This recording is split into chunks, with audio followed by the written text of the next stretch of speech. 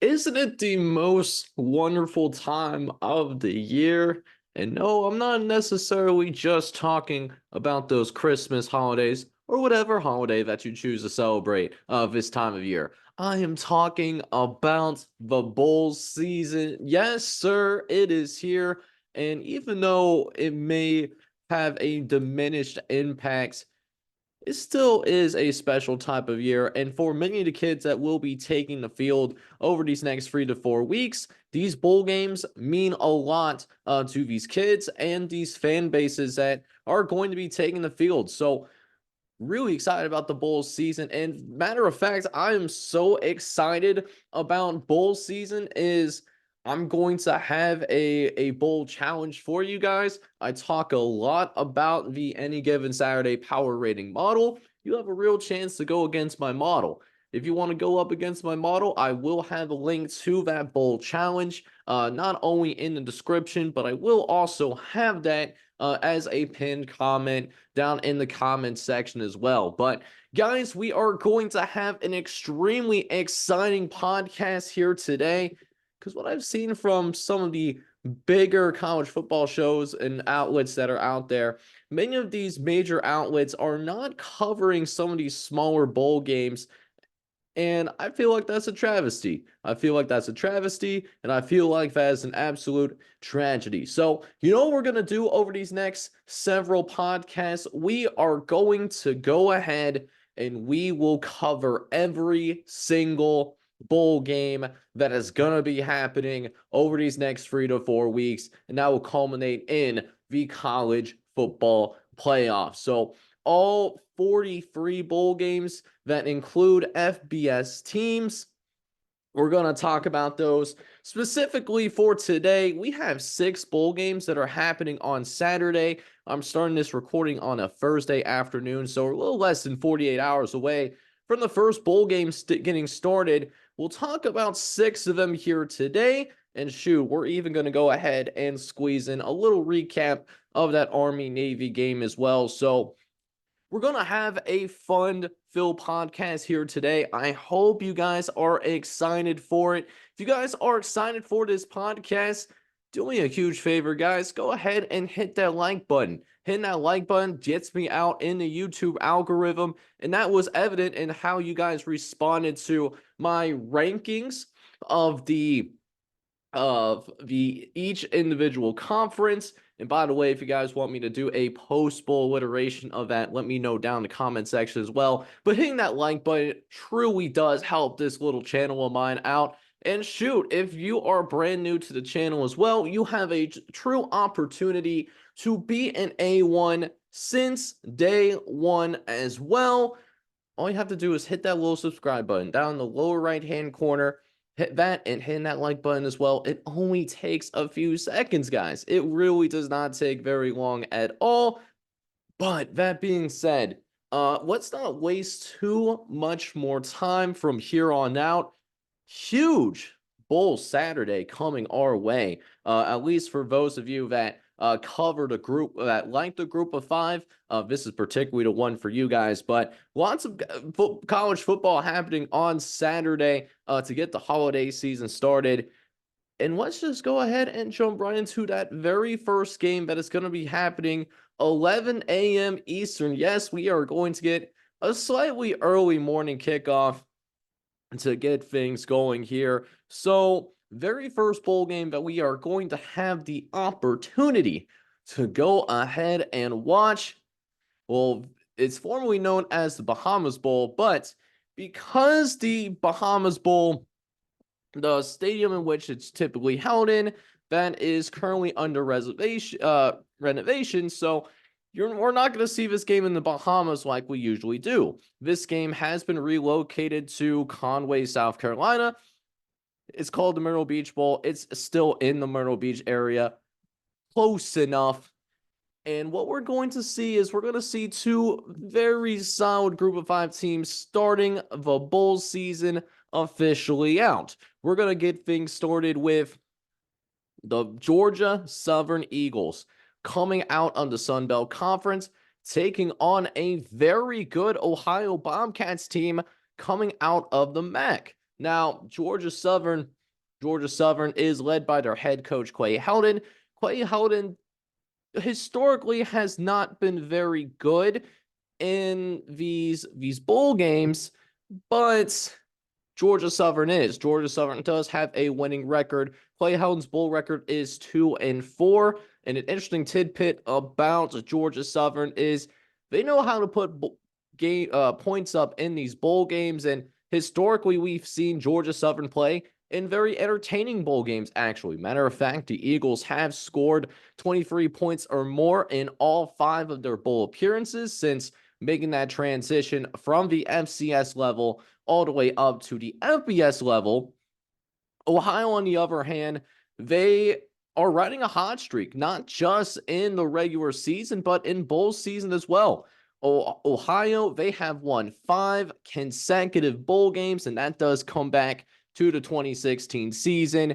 And this Ohio's team going in this year, Ohio has won 4 of their last 5 games. Their only loss going to the champions of the MAC conference in those Miami Redhawks, and it was a very competitive game, them ending up losing by a couple of scores.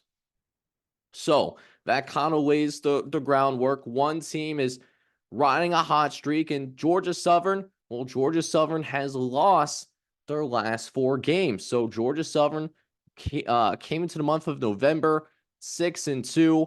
They have not won a game since October 26. But you could see what that game line is on this game preview. Georgia Southern is favored, even though Ohio is hot. Georgia Southern is not. So why is that? Is Vegas, who sees Georgia Southern lose 4 consecutive games, why do we think that Georgia Southern is favored?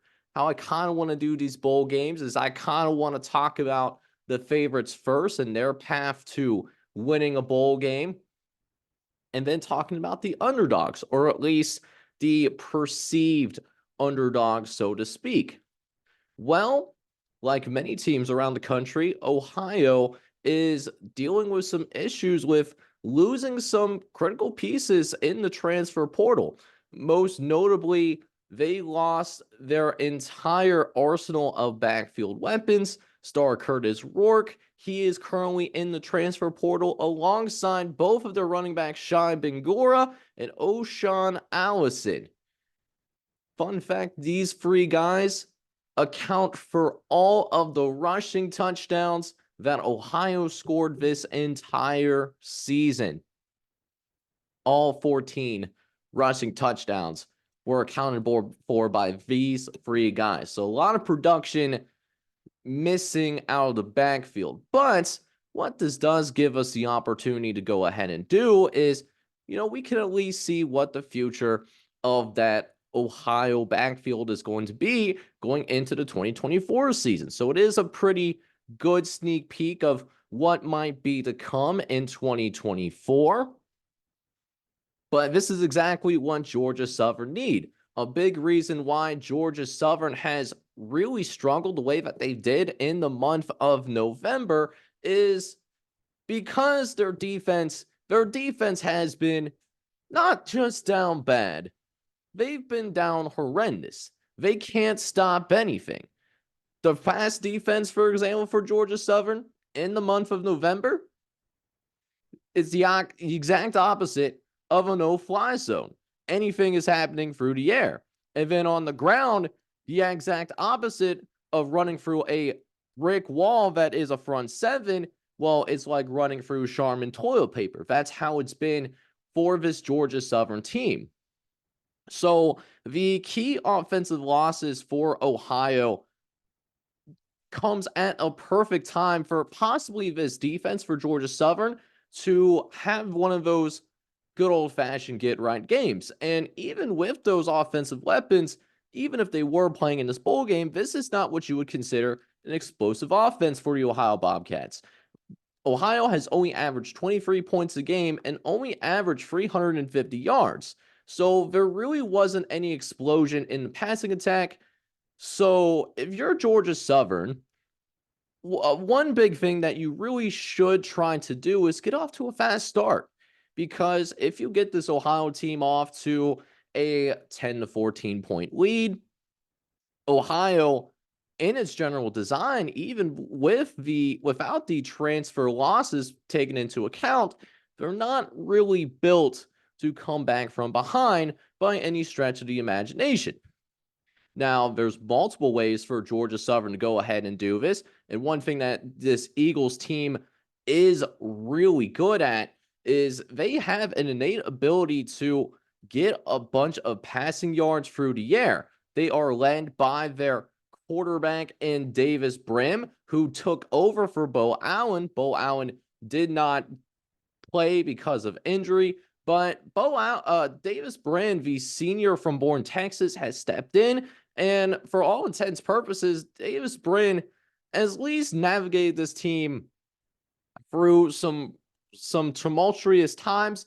This is the definition of a gunslinger. This guy has over 3,400 yards, 22 touchdowns, and 16 interceptions. So the type of quarterback that is going to give you some wow type of plays and wow type of throws, but at the same time, they are prone to also making mistakes as well. And that's just for its team and for the whole team in general, not just their quarterback necessarily, but this whole team does too. The entire team has 26 total turnovers on the year. But I do say this because getting into 200 passing yards, that's a given. So we're going to assume that Georgia Southern has at least 200 passing yards. 300 for this guy is in the mix. The true key is, can they get balance on their offense? We know that they'll be able to pass the ball most likely, but running the ball is really going to be the difference. And a big reason why Georgia Southern hasn't really been able to find a groove here in the month of November as well. They are 5-1 when they are averaging more than 4 yards a carry, but they are only 1-5 at the same time when they don't have that consistency on the ground, averaging less than 4 yards a carry. And that leads to this Ohio Bobcats squad, the underdogs, or at least the perceived underdogs here in the Myrtle Beach Bowl game. While Ohio lost some critical pieces in the transfer portal, their defense will be intact. Their defense will be at full strength. And while we talked about the lack of explosion on the offensive side of the ball, defensively, this Ohio squad is one of the best defensive teams in the country. They are fourth in the nation in allowing just 260 yards per game. That's passing and running the ball. They stifle other teams' offenses as well. And that's a big reason why this Ohio team was able to get a big time win against Iowa State, for example. That's a perfect example of that. They were competitive against San Diego State. On top of that, too, during non-conference play to go with that as well. So defensively, Ohio not only is good at forcing shorter drives, they're also good at getting you off the field as well. They are absolutely amazing in terms of stopping third downs. This defense is a big reason why they are able to get to 9-3, even only averaging 23 points a game. Think of it as they are the MAC version of Iowa. That's really what you would think of when you're looking at this Ohio team. Another key factor for Ohio and why I harp on those total yards per game is because when Georgia Southern doesn't get to 400 yards of total offense, Georgia Southern literally cannot. Well, I don't say they can't do it, but they haven't been able to do it. They are 0-5 when they haven't gotten to at least 400 yards of total offense. You want to know how many times Ohio has allowed 400 total yards in a game this year? None. Not a single team has been able to really light things up on the scoreboard against this Ohio team all season long. They are a very well coached team. And what Ohio has the ability to do is because of their defense and because they can lean on the ground game at times, they have this ability to slow games down to a crawl. They can own a time of possession. They rely on their defense and not consistently, but their offensive line has the ability to take over and make up for the lack of star power in the backfield. That was the case before the subtractions in the transfer portal. That's still the case now, not seeing those players play in the Myrtle Beach Bowl because they are in the transfer portal. Again, Georgia Southern has won this year when it has cranked up the takeaways. So if Georgia Southern can force some takeaways against who I presume will be a little bit of an inexperienced quarterback, the presumed starter is going to be CJ Harris, but while he hasn't really played much this year, he is a senior, so he has spent plenty of time in these types of games and in these types of situations. This is going to be his, I would presume, his first career start. He has a chance to possibly come out there and make a little bit of noise. But if Georgia Southern can find a way to win this game, it's going to be through those takeaways. However, Ohio has been very good at not turning the ball over. They only turned the ball over once in their final 5 games this year, and they have just one game where they have multiple giveaways, but it is an inexperienced backfield, so it is something to watch out for. So you see the model. Georgia Southern is favored, but the model believes that the wrong team is favored. And when I'm looking through what Georgia Southern is good at and then what Ohio is good at as well, I can't help but think but to agree with what this model has to say. Yes, Ohio is going to have a quarterback that has not played very many games. However, that quarterback that is going to step in is also a senior who has plenty of reps, at least in practice, and has inconsistently played throughout the course of his college career. So what we're going to do with this Ohio squad, it might be a little bit more of a low scoring type game.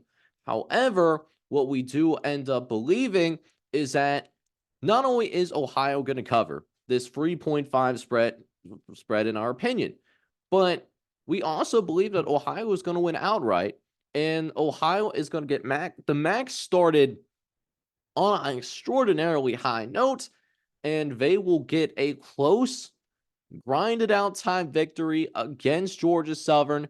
Would not be surprised if this game was in the 40s or even in the high 30s. But I think Ohio does have what it takes from a defensive perspective. I think that'll ultimately be the difference, and they will get a close win over Georgia Southern. But what we do end up having is we have many other bowl games that are going to be coming up. A little bit of a bowl bonanza, because just a few hours later, because yes, kids, there is a lot more than just this particular bowl game that we just finished talking about now. We also have 5 more bowl games after that. And the next bowl game that's going to kick off, and this will likely get started right as the Myrtle Beach Bowl is coming to an end. It will likely be in the 4th quarter when this next game starts. The RL Carriers New Orleans Bowl is also going to be happening on this Saturday as well. This is going to be kicking off on 2:15. This will be on the main ESPN station. And this features a team that is going to be making its very first bowl game appearance in school history. And this particular team, this team right here, is Jacksonville State. Now, at first, when he originally took this job, there was no expectation that Jacksonville State was going to go to a bowl game this year. Why? Because Jacksonville State was going through the FCS through FBS transition. It's not because And they were in their second year of this, don't get me wrong, because their first year that they were in this transition, they played an FCS schedule. They just couldn't go to the FCS playoffs still because they had the 85 scholarships. So Jacksonville State, thankfully, had a little bit of lady luck on their side, and they have not enough 6-win teams around the country so that a spot would be open for Jacksonville State. So, because Jacksonville State was one of the two teams that were in that second year of the transition, Jacksonville State was able to be slotted in because of it. And of course, they had a very good season as well. 8-4 for your first year in the FBS. Granted, it is the Conference USA. I get it, but still a very big accomplishment. And they're going to have a very experienced head coach on the sideline too.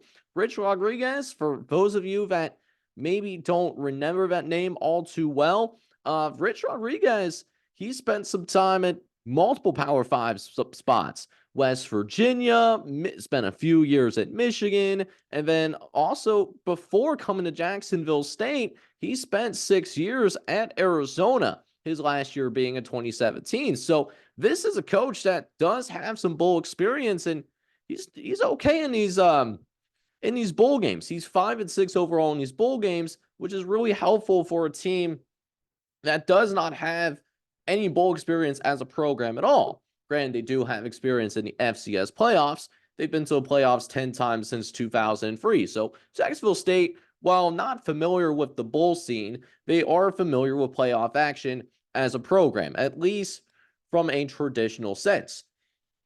However, Jacksonville State is also going to be playing in a de facto road game as well, because the team that they're going to go up against is also from the state of Louisiana. It is the Raging Cajuns, also coming out of the Sun Belt. The Sun Belt, you're going to find out over the course of these bowl game podcasts, the Sun Belt had an excellent year in the sense of finding a way to get 12 of 14 teams to qualify for a bowl season, to reach that 6-win threshold, basically get to 500. So very impressive by the boys over, not only for Raging Cajun specifically, but for conference as a whole, getting a bunch of teams into bowl action. And that's going to really help the conference because of how conference revenue sharing works. It varies by each conference, but it's really going to help the Sun Belt in the long term. But even though Louisiana Lafayette is going to have a home game, basically an extra home game, they at least don't have to do as much traveling as Jacksonville State does. Jacksonville State is still a favorite in this game. And it's because of what Jacksonville State has been able to do over the course of the year. Now, for the offense, for the Gamecocks, the offense hasn't always clicked like it's supposed to. It was a rough transition first half of the year, but as the season dragged on, we saw their offense get a little better. They seem, in general, to be an optimistic team, as there were times where everything comes together. And when everything comes together, the other side in a lot of these matchups do not have a prayer. Big example of that is recently when Jacksonville State was able to amass over 500 rushing yards in a 40-point blowout over Louisiana Tech. I don't care who you do that against. If you're able to run for over 500 yards, that's a great game. That is a problem. That is a rushing attack to be reckoned with. And that's not a complete fluke either. They also had close to 500 total yards in their big win against Western Kentucky, close to 300 rushing yards in a shutout win over Eastern Michigan, 4 rushing scores in a blowout win against FIU. Time and time again, this rushing game is able to find a groove and find the rhythm. And that's because this team in its first year has taken the identity of Rich Rodriguez. And in his coaching stint in Jacksonville State, the coaching philosophy down there is they want to keep moving fast. This is more of a no-huddle type offense so that they can keep those defenses on their heels but then strike a balance to control the tempo throughout. So when Jacksonville State is able to dictate the pace, that's how they're able to win and take care of business, at least during the regular season. However, Jacksonville State is, like many other programs around the country, they have some concerns that they're going to have to address in the transfer portal. They do end up losing a very strong kicker in Alan Kramick. So kicking and special teams, I'm really curious to see how Jacksonville State handles that without their kicker because of what's happening on the other side. But their strong veteran quarterback, Zion Webb, he's still going to be there, and he is a dynamic dual threat quarterback, one of the best quarterbacks in the Conference USA. He's at least top 3 in the Conference USA, in my opinion, from a quarterback position standpoint. He's someone that is dangerous on the move, and while his throwing ability is a little bit consistent, he can strike fear in defensive coordinators in Conference USA and around the country as well. Zion Webb has ran for over 100 yards individually 4 separate times this year.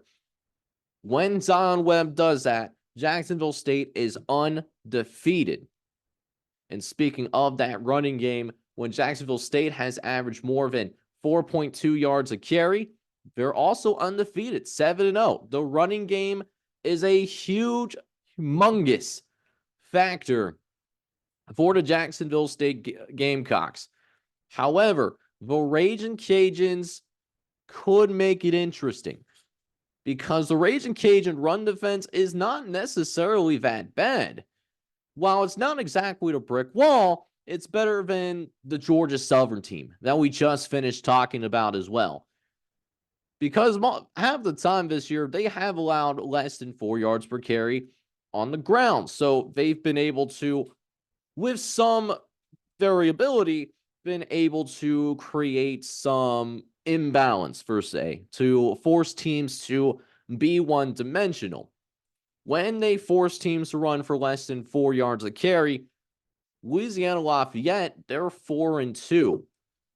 Louisiana, by the way, finished 6-6. So that's a huge factor there. So they also have a good pass rush with enough pressure to possibly bother the Gamecock backfield. So for the Ragin' Cajuns, that could be a little bit of a mismatch as well, in the sense of maybe Louisiana Lafayette can have an edge in the trenches. That is something to certainly watch out for.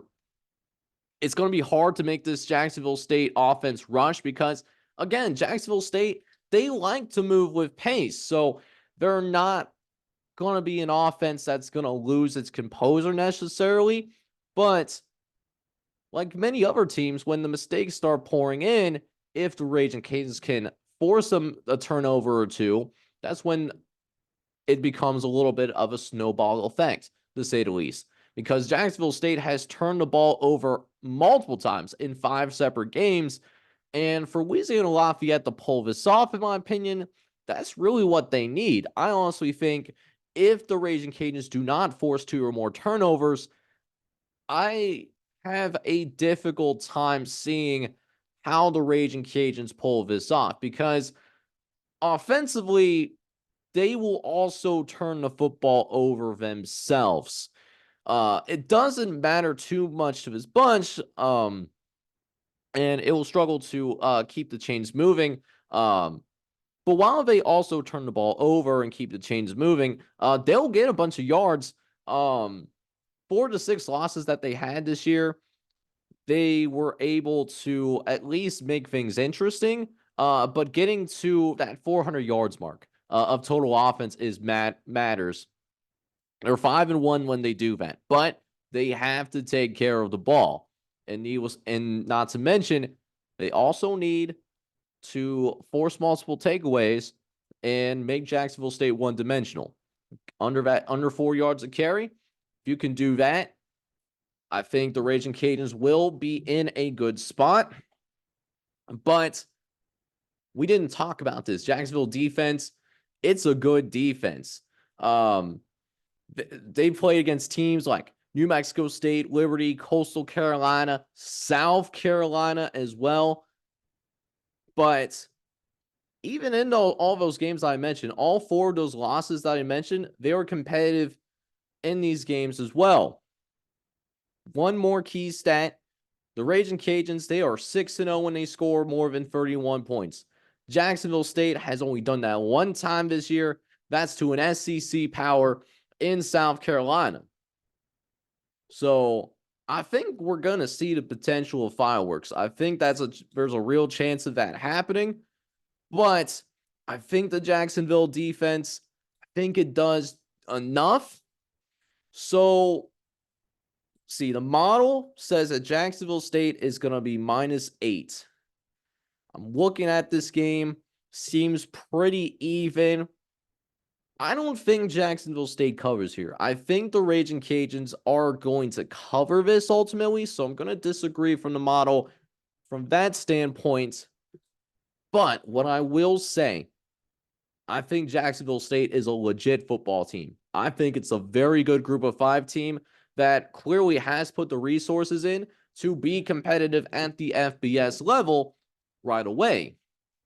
And I think it shows on the field in the New Orleans Bowl. I will take the Gamecocks to win, but I don't think the Gamecocks are going to cover necessarily. I think it's going to come down to the last possession, but I think Jacksonville State does get it done, and in their final FBS season, they will finish with a very respectable 9-4 record, and they will represent the Conference USA well, or at least get off to a pretty reasonably good start there.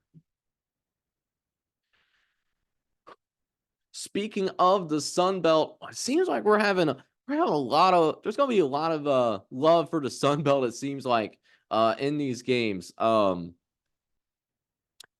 the next game, the Cure Bowl, that will be happening shortly after, also features a Sun Belt team. Matter of fact, this game that's going to be happening down in Orlando, Florida. I believe it's the Bounce House down at UCF.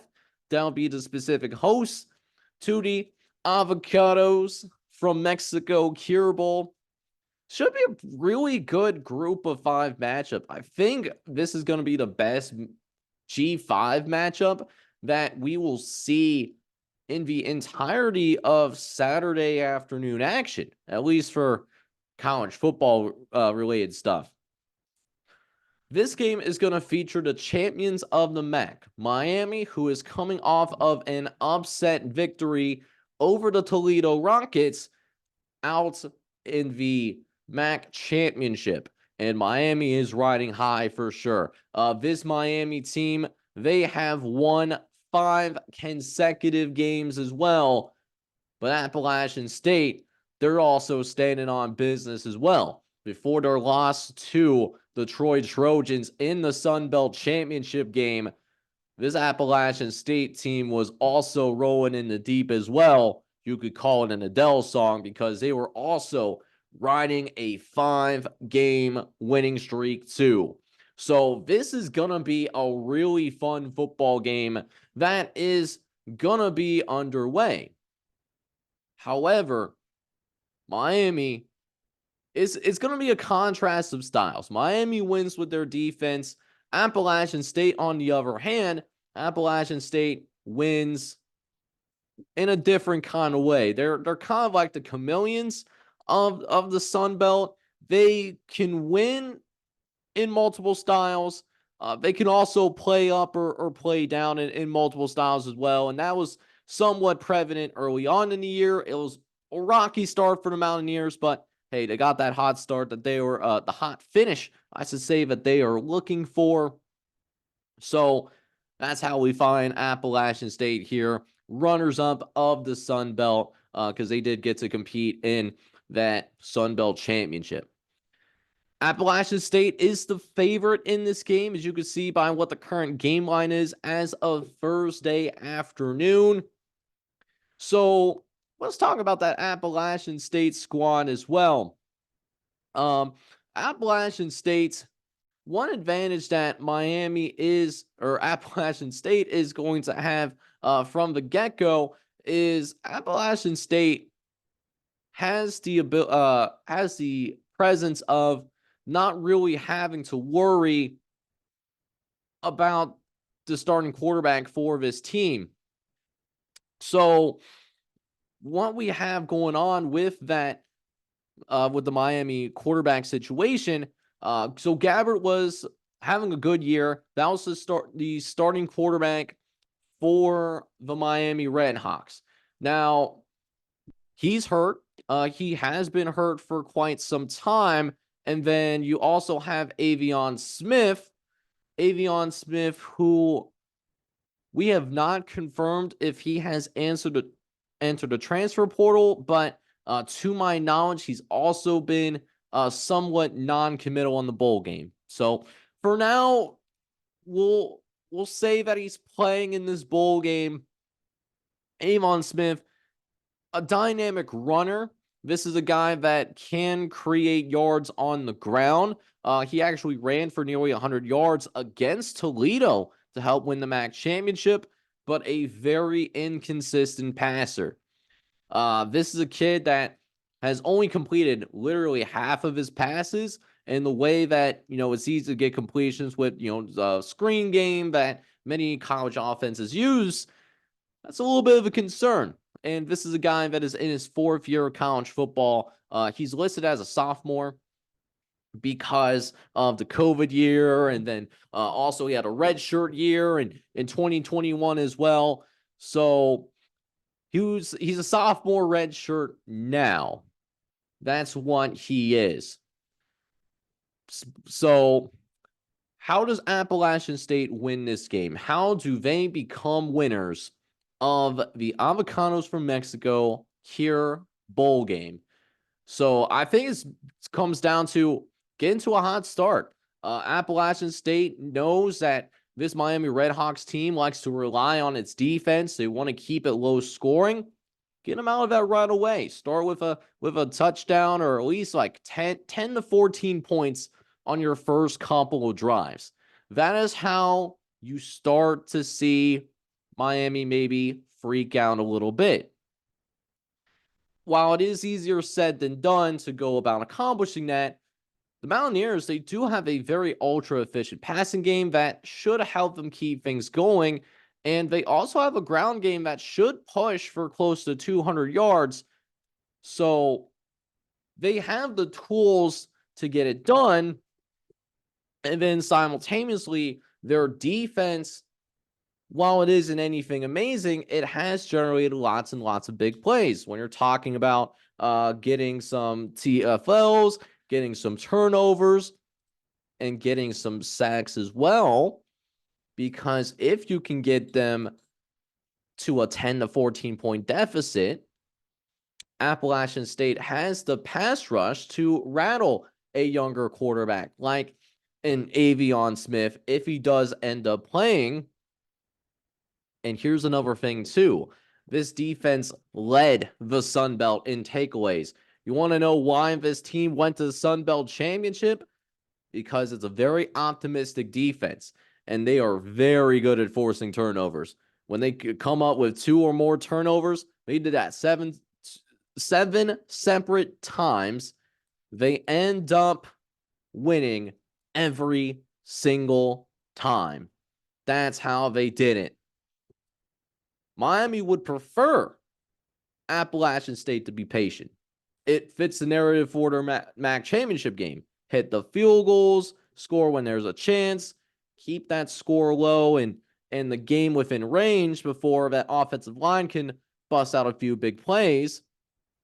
But Appalachian State, if any team is going to pull off the script of making Miami uncomfortable, they are a very good second quarter team. They've been okay in the first quarter, but in the second quarter, they've scored 140 points this year. That's more than 10 points a game.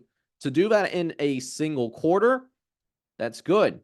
So Appalachian State, essential what they need to do, go into the halftime with a lead, make Miami start to throw the ball.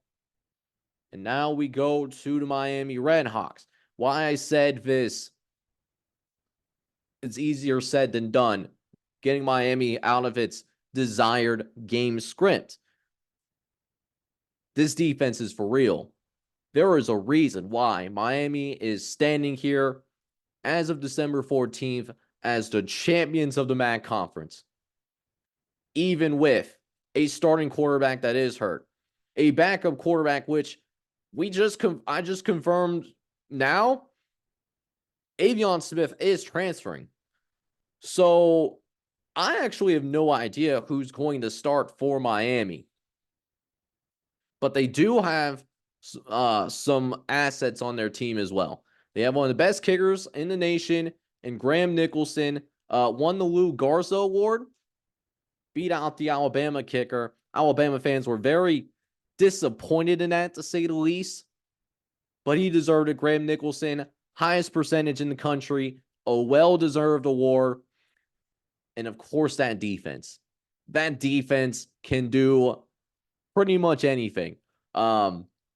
You want to talk about the mentality of a Ben, but don't break kind of defensive mentality, because they'll give up yards. They gave up some yards in that MAC championship game. But when it comes down into the red zone, they're going to make you work for every single point that you score in that red zone. It's going to be a problem. And more often than not, they're just going to bend. They're not going to break either. It has not allowed more than 16 points to anyone over the last 5 games, including that Toledo team that we were just talking about. Toledo, which, by the way, very good team. A Toledo team that won double-digit games. They are extremely strong against the rush. They have a decent pass rush as well that is capable of creating some heat on the Appalachian State passing game, and is strong enough on third downs in order to stall out any drive that the Mountaineers get. Now, like I said, I think it goes to show that since the non-conference slate, this will be the toughest offense that Miami is going to go up against. Because Appalachian State does bring in one of the most dangerous offenses in the entire country. But if they can't get past 24 points, they can't win. Or at least they haven't shown it yet. They're just 0-4. So, the formula for Miami to win, same thing as that MAC championship game. Rely on the defense, count on that running game, and then everything else will take care of the rest. Again, that Miami quarterback situation is sketchy. Formula is simple, though. Run on App State for 140 yards, control the clock, keep the score in the 20s, and that's how you win that Avocados from Mexico Cure Bowl. However, that being said, when I look at these two teams, while the model is high on Miami, the model thinks Miami will make this far more entertaining than what the Vegas line says. I just think Appalachian State has too much. Zero quarterback experience for whoever is going to start in this upcoming game. I have no idea who Miami is going to trot out there. And because of that, I think App State is going to be able to key in on that run game. I don't think they're going to pass the ball very much with a third-string quarterback, essentially. Maybe 10 to 15 times. But they're going to key on that run game. And because they're going to constantly have 7 to 8 guys in the box, I don't think they're going to get enough in the passing game. I think App State is just too much. It's going to be a close game in the first half. I think that it's going to be one of those games where App State's going to pull away in the second half. And while I think it'll still be a close game, the score won't necessarily show that. So I think App State's going to win. And I'm going to disagree with the model here as well. I think App State in this situation is also going to cover as well. All right, so we are back, and if I look a little bit different or the line's a little bit different, we ran a little bit short on time, so I'm picking up from where I left off yesterday. Let's go ahead and take a little bit of a break from the bowl previews.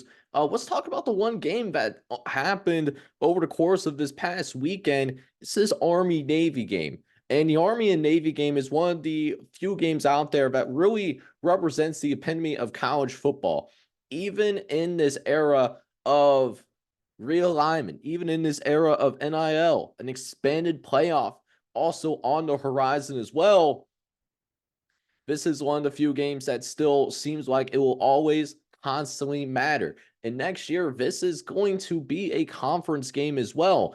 Army is going to join the American Conference starting next season, too.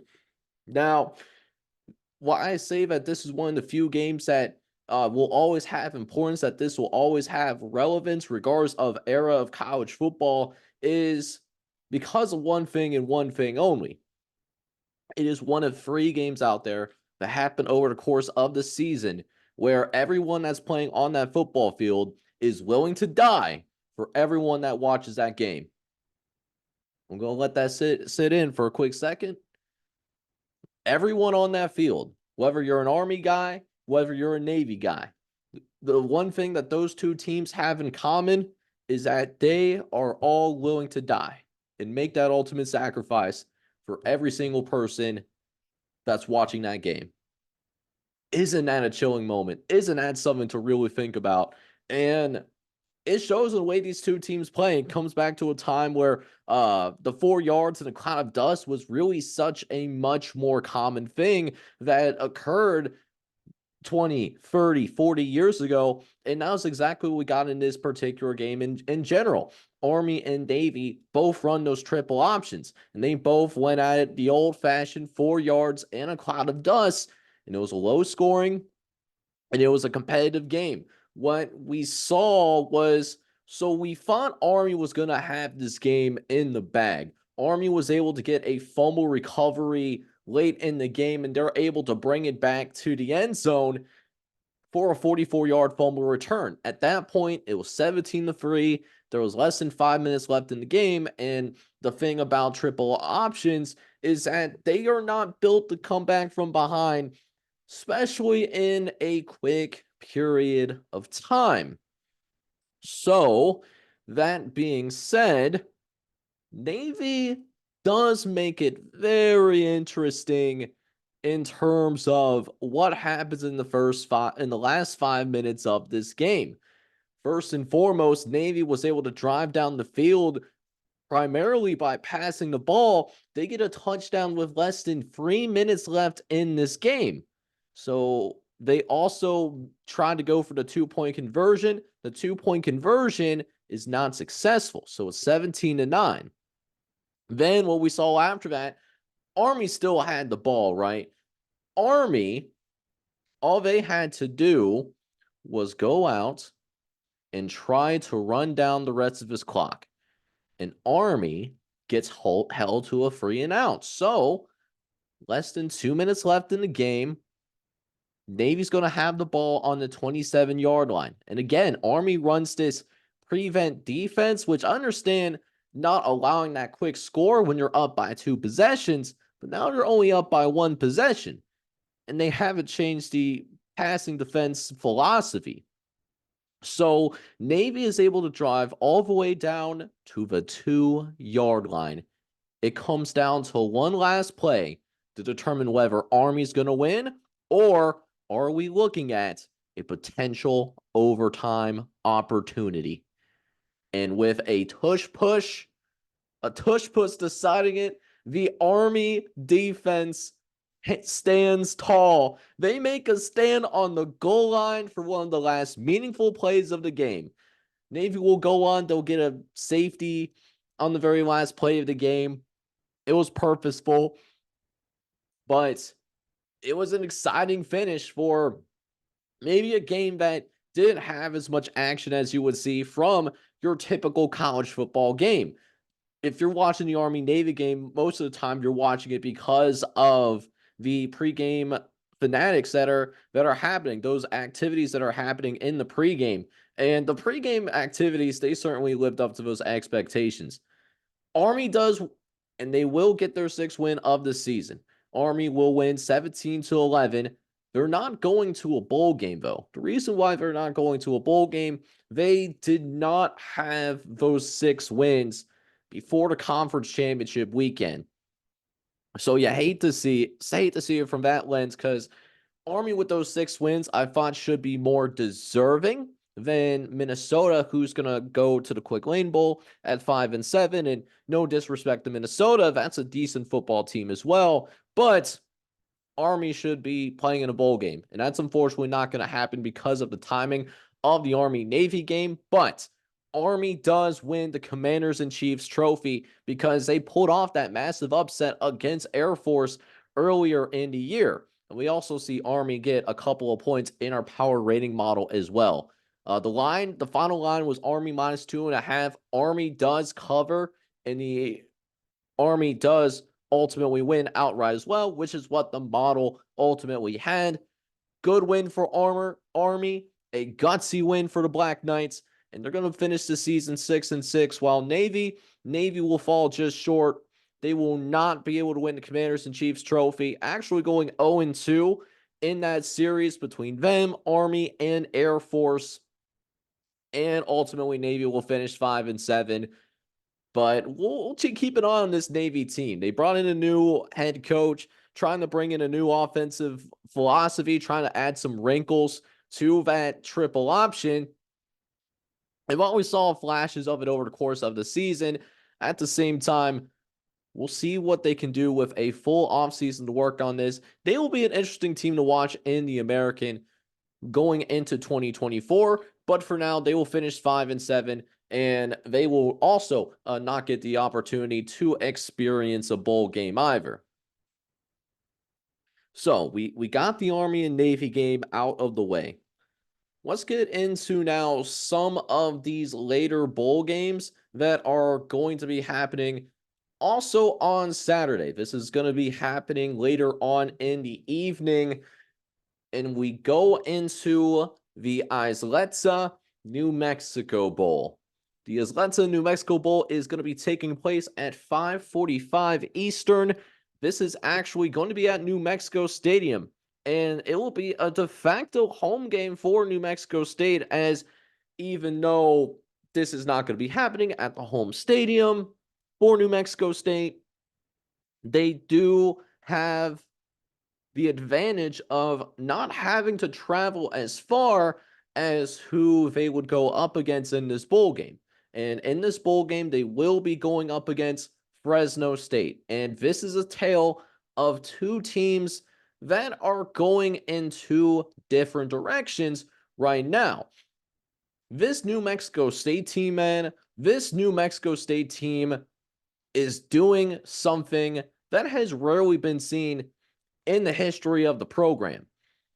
New Mexico State is at 10 wins. That is the most wins that this Aggies team has since 1960, when they went 11-0, culminating in a Sun Bowl victory, back when bowl games had a little bit more emphasis. Not only is this team and the 1960 team are the only two teams ever that have double-digit victories, there's also only been two other teams that have even broken 8 games. And, you think of that 8-win barrier, you hear 8-4 and 8-5. Some of the more casual college football fans are going to be quick to say, oh, well, they're a mid team. Nah, if you're 8-4, 8-5, that's a good season. You might have fallen under expectations at certain programs, but for most schools, that's either hitting expectations or exceeding expectations if you end up putting together an 8-win season. And New Mexico State, not only did they break that 8-win barrier, they are out here with a 10-4 record. They're finishing up as the runners-up of the Conference USA too. Now, you could say the Conference USA is a little bit on that lighter side in talent, and that's perfectly understandable if you think that way. We did talk about going in the bowl season who we believed is the worst conference in the country. We ranked the conferences in a previous podcast. We did have Conference USA at the very bottom, in the same tier as the back, but Conference USA, we has the worst conference in the country. But what New Mexico State is for real, man. This is a legit team that is very well coached, and I am frankly shocked that Jerry Kill has not received more looks to get better opportunities on at least in the West Coast. Because what he's doing with this New Mexico State squad is completely unprecedented. Shoot, he had this team go into Jordan Hare Stadium, play Auburn, and embarrass Auburn in their home field. This is some NCAA 14 stuff that they're doing. And the big reason why they're able to do what they're doing is for a multitude of reasons. This is a scrappy football team. This is a football team that is well coached. Their offensive line is actually rock solid. And they have a dynamic quarterback, Diego Pavia, who I believe is a Conference USA Player of the Year. Or at least he was up there. I don't know if it was him or one of the players from Liberty that got it, but legit quarterback, very good quarterback. They're an offense that is great on third downs. They take really good care of the football as well. And it's good at scoring when it gets those chances to score. There wasn't anything happening defensively against Liberty, but overall, it's defensively, they're great in the red zone. They're solid on third downs. And aside from the Conference USA Championship, they're actually really good against the run as well. And they're now going up against a team in Fresno State. And this Fresno State team has been horrendous in the month of November. They're actually coming into this bowl game on a 3-game losing streak, losing to New Mexico, losing to San Diego State, losing to San Jose State convincingly, 42-18 was this score. Not to mention their head coach, Jed Tadford, is not even going to be there. It's not that he's going to take a different job. He's staying at Fresno State. Unfortunately, he is dealing with some health issues, and we wish him the best in dealing with those health issues. But Fresno State, on a 3-game losing streak, they are not going to have their head coach as well. So it's easy to understand why New Mexico State is going to be favored, because Fresno State doesn't have the running attack to do much unless Fresno State can get their passing attack to help take the heat off.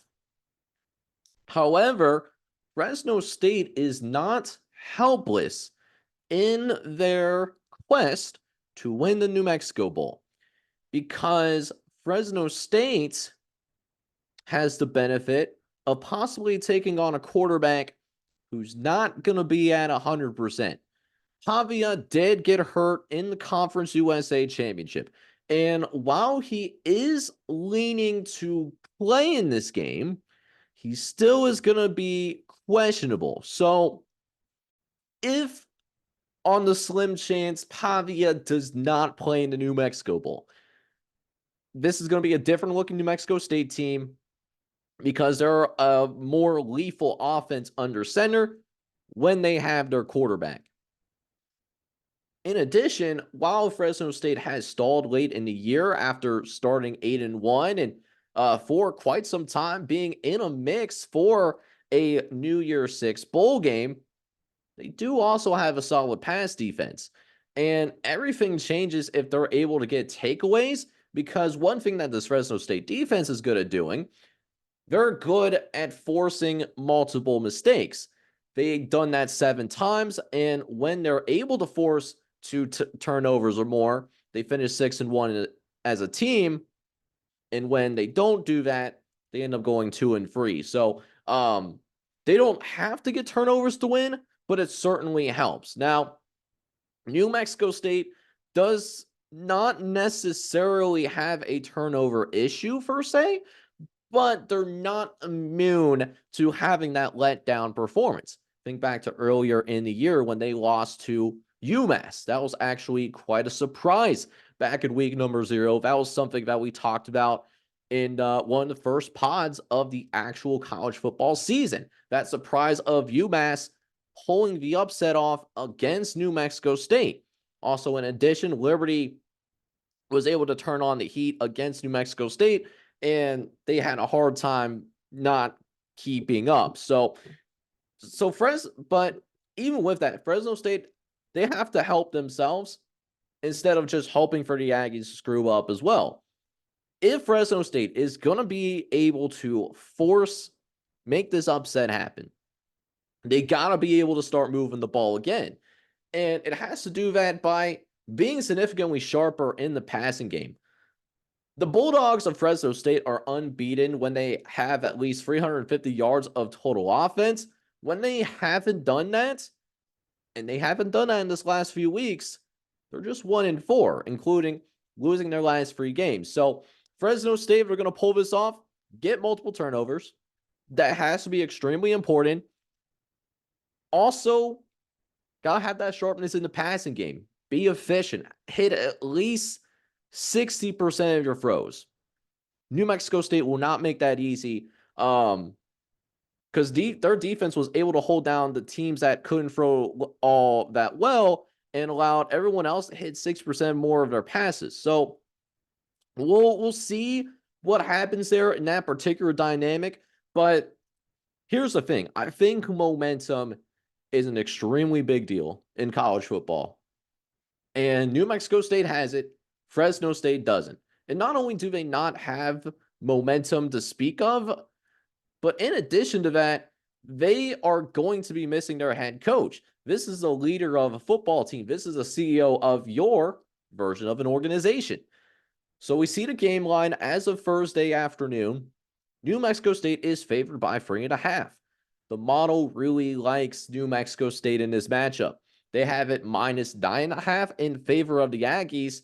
And whether Pavia plays or not, I'm going to be inclined that New Mexico State, I think they do get it done.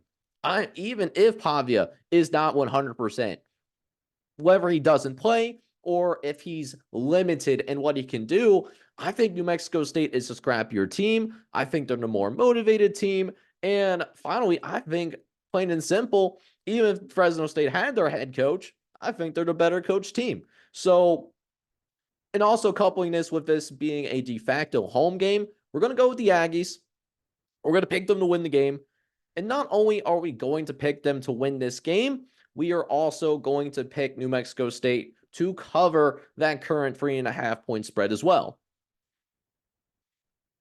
So we got a couple more bowl games that we do want to go ahead and cover here. In this next bowl game that we have on the docket, it's a very exciting Saturday. There's no lack of football action, NFL or, more importantly, college, that's going to be happening. And this next game that we got going is going to go out to the bright lights of Los Angeles, California. Yes, I said it. The bright lights of Los Angeles, California. The Starkos brand LA Bowl. I think it was originally sponsored by Jimmy Kimmel. So they might have a new sponsor there. Going to be an interesting matchup between two teams that are also from the West Coast as well. UCLA coming out of the Pac-12.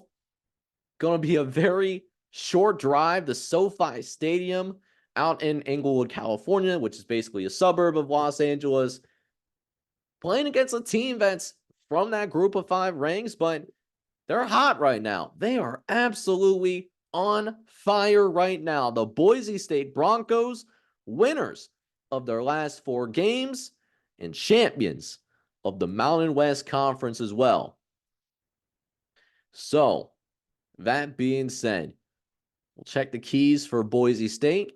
We'll also check the keys for UCLA as well, starting with the team that the model likes a little bit more than maybe Vegas does, this Boise State team. And this is a thing where you kind of have to address the elephant in the room when you're talking about this UCLA versus Boise State bowl game.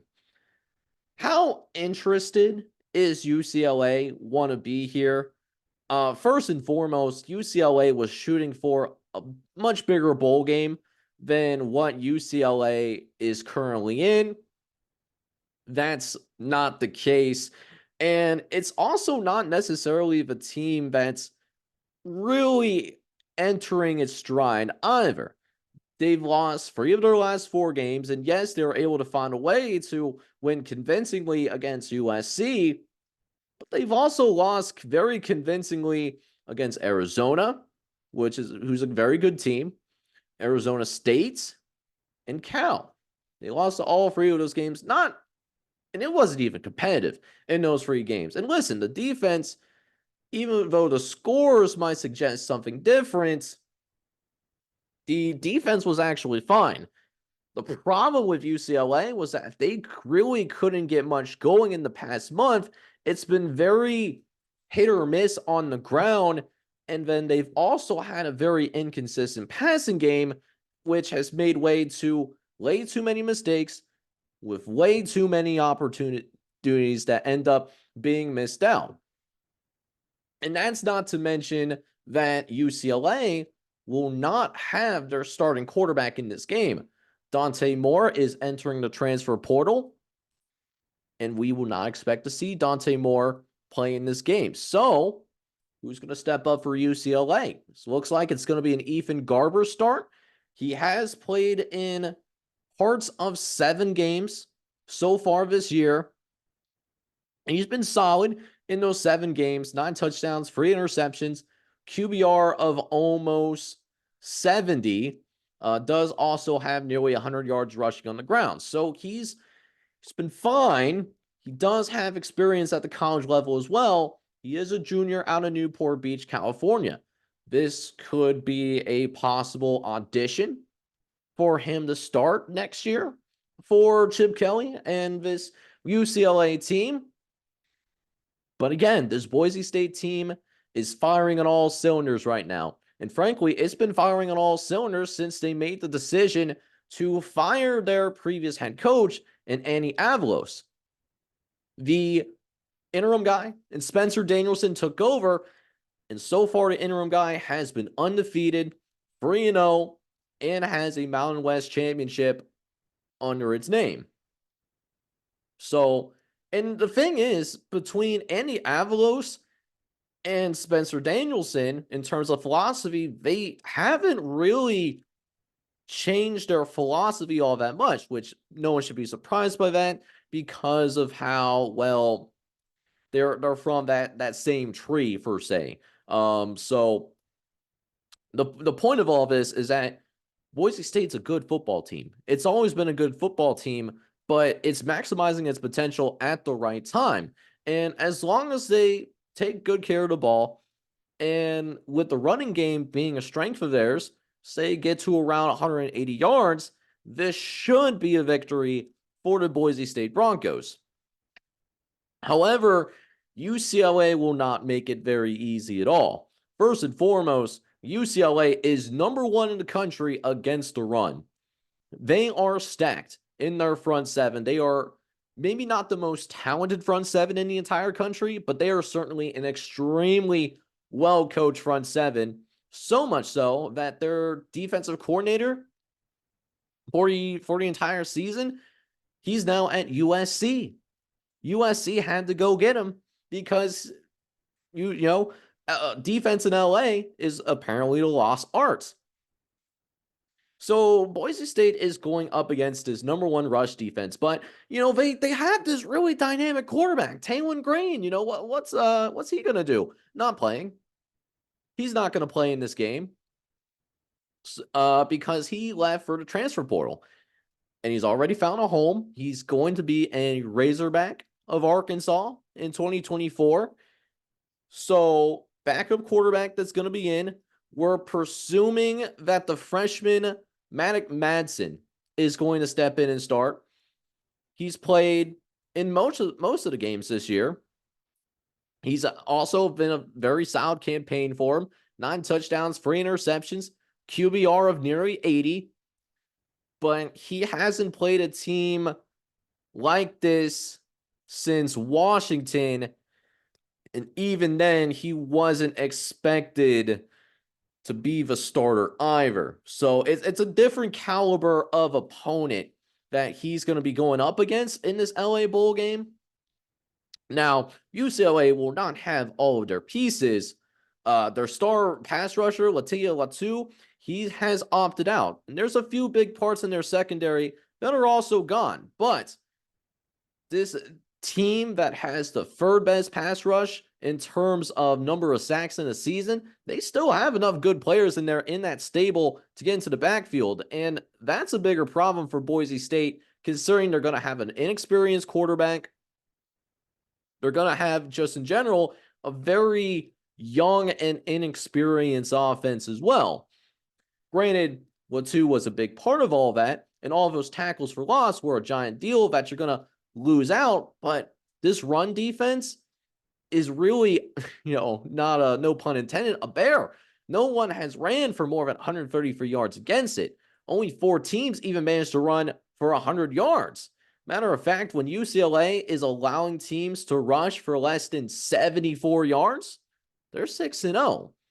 So the game plan is going to be simple. Load up everybody in the box, including the mascot, load it up against that run game, and make this freshman quarterback and Maddox Madsen out of American Fork, Utah, make him beat you. And if he finds a way to beat you, so be it. It is what it is. But I'm sure they would live with that if the freshman quarterback, who has not seen very much college football, beats them instead of this running game, but does have a little bit more experience on this offense. It's going to be a little bit strange. Turnovers might not matter all that much to Boise State for like a large chunk of this game. But then again, it could play a factor, and with a young and experienced quarterback, I would presume that there might be a turnover or two baked in there.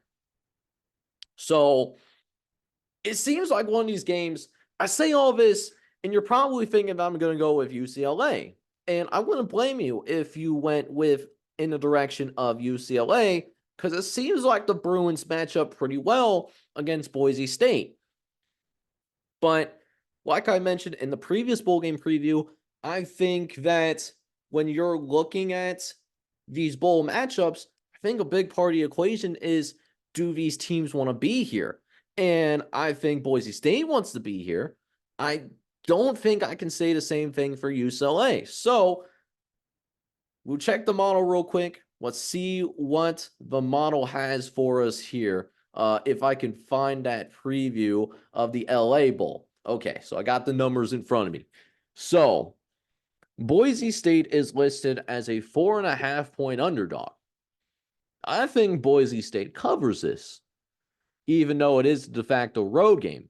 Not only do I think Boise State is going to end up covering this at the end of the day, I think Boise State wins. The model thinks this is a wrong team favored situation, and I can't help but think that it's right. So we're going to go with Boise State winning outright. And at the bare minimum, we'll think Boise State is also going to cover this as well. And that, ladies and gentlemen, takes us to one last bowl game. It's going to be an exciting Saturday. Did I tell you not? Would I ever lie to you? I would never lie to you, at least not on purpose. But we have one more bowl game that's going to be happening on that fabled Saturday. We got the Radiance Technologies Independence Bowl. It's going to be the final bowl game of Saturday. It's a 9:15 kickoff. Think of a little bit of a tribute to the Pack After Dark. Rest in peace to that Pack After Dark. It's not going to be the same after this year. But the Radiance Technology Independence Bowl, it's going to take place between Texas Tech and the California Bears. Now, Texas Tech and Cal, they both had to kind of clutch up here in the second half of the season in order to be here in the first place. Both teams are 3-2 in their last 5 games, so both teams are carrying a certain amount of momentum, just kind of in different ways. Texas Tech had their 3-game winning streak snapped by the University of Texas, who is in the college football playoff, lost to them by 50. Cal, meanwhile, was able to get a 3-game winning streak of their own, including a surprising win against UCLA. We just talked about them in the previous bowl preview. So both of these teams are carrying a decent amount of momentum. Cal is led by Justin Wilcock, who has a 1-1 bowl record. Joey McGuire leads Texas Tech, who has a 1-0 bowl record. Cal is also making their first bowl appearance since before COVID, when they played in the 2019 Red Box Bowl, where Cal ultimately beat Illinois 35-20. So on the surface, seems that both teams are carrying a decent amount of momentum. But Texas Tech is listed as of right now, at least as of Thursday afternoon, a 3-point favorite. So why is Cal considered a little bit of a favorite here? We'll talk about Texas Tech and kind of what gives them the edge in the eyes of Vegas, as well as some keys to watch out for from the Texas Tech side of things. So Texas Tech, they came in as this team that was seen as a potential dark horse to win the Big 12. And unfortunately, they fell really short of that, but still some talented pieces playing in this game. Even though Texas Tech, admittedly, they're not going to be at full strength. There's plenty of Red Raiders that have jumped into the transfer portal, but even then, there should be enough pieces to put everything together, and they should still be okay. Even at receiver, they're going to lose two of their top targets as well, Jerron Bradley and Miles Price. They are in the transfer portal and will not be playing in this bowl game. However, I say this because Texas Tech, this is not the same Texas Tech team that we see in past years where they throw the ball 50 to 60 times a game. They still do it, but there's a little bit more balance, and there's also a decent rotation available that will help pick up the slack. However, Texas Tech, and the biggest thing that you're monitoring if you're pulling for Texas Tech to win this game, is the health of Brandon Morton. He's been the backup quarterback for the vast majority of the season. He, however, is the starting quarterback for the foreseeable future because Tyler Shaw has entered the transfer portal. He has settled in on Louisville. So Morton is taking over the duties. He should be solid and more effective now that he's had some extra reps. But it's not guaranteed that Morton is going to play in this game. So if Morton doesn't play, who would start for Texas Tech? And it seems likely they would play a guy by the name of Jake Strong, a freshman out of Justin, Texas. He's played in 2 games this year. He's a true freshman. He's thrown 2 touchdowns. Okay, not bad for doing that in 2 games. 6 interceptions. He threw 3 interceptions in the Kansas State loss, and then threw another 3 interceptions in the BYU loss as well.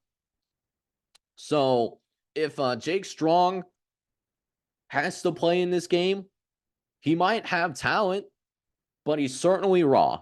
And when he showed in those 2 games against Kansas State and BYU, he's not ready to play at the college football level, at least not yet at this FBS level. So hopefully Brandon Morton does play, but it's certainly not a guarantee, all things considered.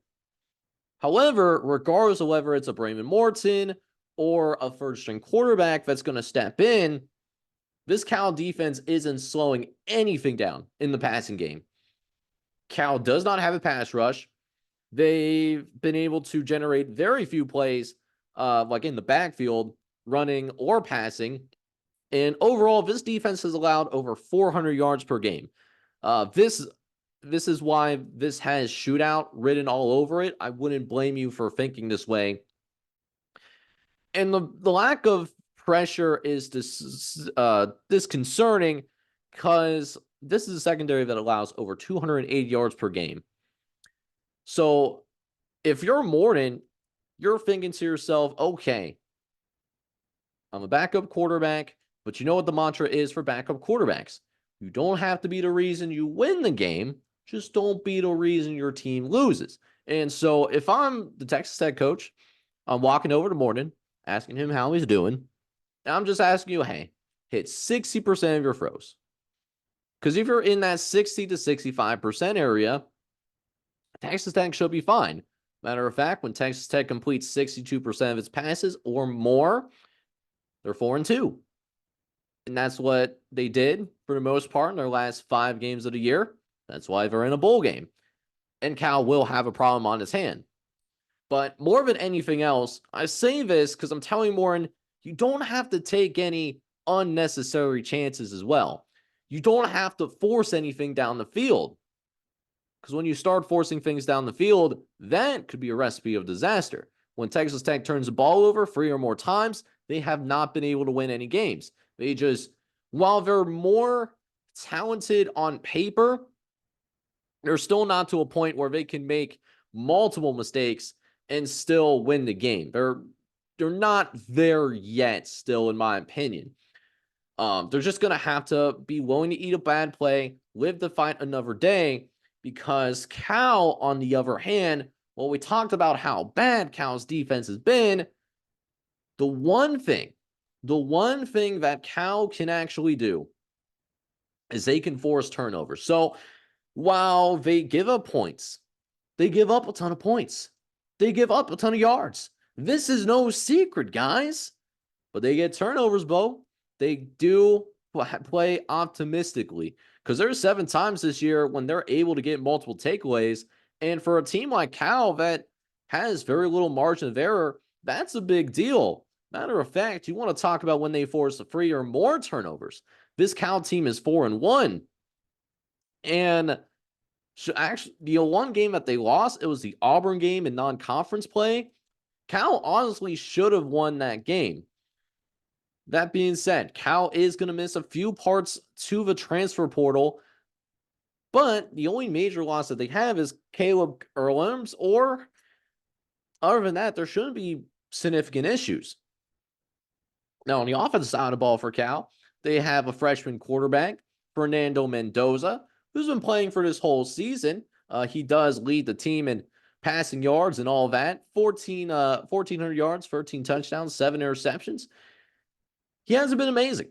He's not a world beater by any means, but at this point, he's settled in. He's been good to throw for 2 or more touchdown passes in the last 6 or 7 games.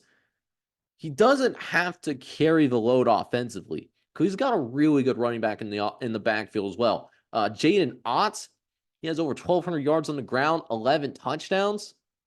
Could very well have 1,400 yards on the ground by the time he's done. If he can average 5 yards per game, and this Texas Tech defense is not elite in the stopping of the run, Cal's going to be right in this game, and they're going to be fine. So, and they're also going up a team in Texas Tech that is not, they're just about as bad as Cal when it comes to controlling the clock. They're about the same. They're also as bad as the California defense when it comes to getting to the backfield. They're not a very good pass rush team. So we'll see how this game goes. It really could go in either direction. I think about this game, this Independence Bowl. I think that Texas Tech is missing some more significant pieces than what Cal was missing. And even if both of these teams were at full strength, I would believe that they're very evenly matched. So I understand why Texas Tech is a -3 here. The model thinks differently. The model thinks that Cal should be favored by 6.5 points.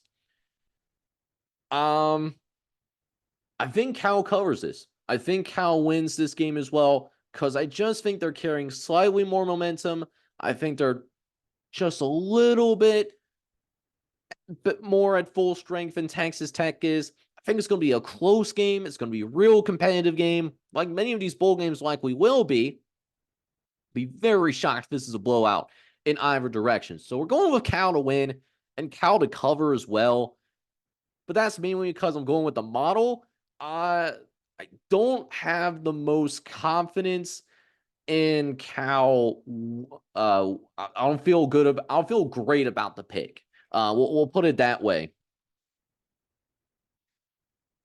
So we made it through all of the bowl games that are going to be happening on Saturday. And one thing that we have been missing over the course of the last couple of weeks, it's been a little bit since we've had a best bet segment. It's been a little bit since we've actually gotten around and doing that. So I just do this best bets because I know there's some of you that are interested in making some college football bets.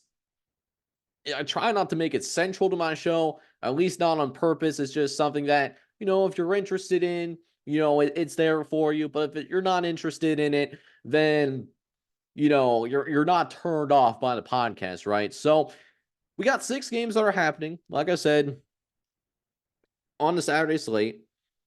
So we have some choices here on where we want to go. Maybe not as many choices we see in a college football regular season, but we certainly do have some options to work with.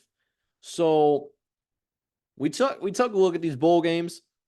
One is, in my opinion, the 4 best bets that are out there. I'm going to put them on the screen now. First edition of the bowl season edition. We're going to go with Ohio to cover this 3.5. I really love them in their opportunity to play in the Myrtle Beach Bowl against Georgia Southern. Ohio's hot. Georgia Southern is not. I really like this 3.5 point underdog for Ohio. We also like Boise State plus 4.5 in the LA Bowl against UCLA. They're a more motivated team. They carry more momentum as well. We like the Boise State 4.5. We also just talked about this Independence Technology Bowl.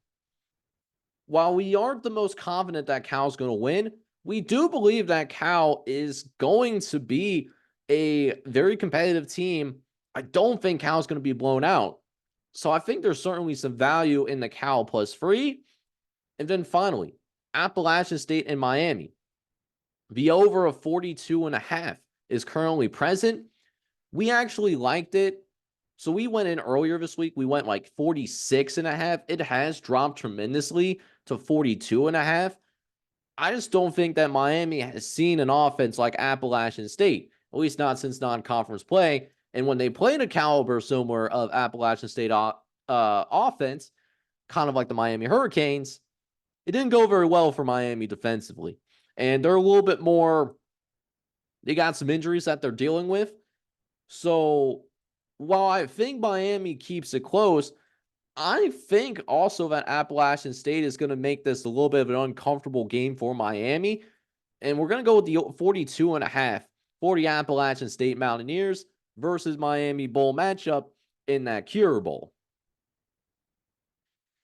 So, boys, that will go ahead and wrap things up for today.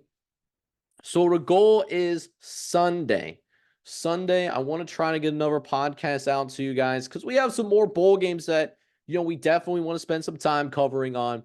And we're also going to talk about 3 of these bowl games that surprised me the most on Saturday. So, that being said, my voice is on the verge of falling apart. We did some recording for the gaming channel, and now we're doing some recording for this. The voice is down horrendous. We might need to drink a lot of water tonight.